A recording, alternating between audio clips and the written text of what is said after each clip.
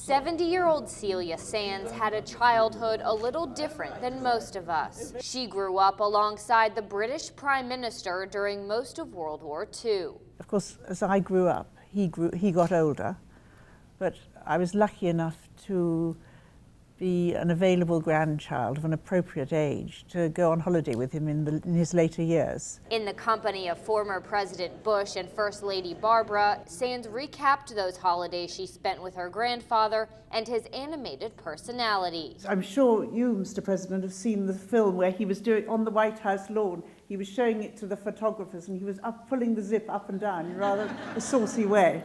But Sands got to know a Churchill most of the world didn't, unless you were the butt of one of his jokes. When Lady Astor, a political opponent, said, "Winston, if you were my husband, I'd put poison in your coffee," he replied, "And if you were my wife, I would drink it." But this granddaughter's newfound career is about much more than sharing funny stories. It's making sure her grandpapa's legacy lives on. He had huge courage, and I think one of the things he said to the boys of Harrow, his old school, during the war when they'd been bombed, he said, "Never, never, never give in." Teaching all of us a thing or two about believing in ourselves. I think that his lessons are absolutely as relevant today as they were 50, 60, 70 years ago.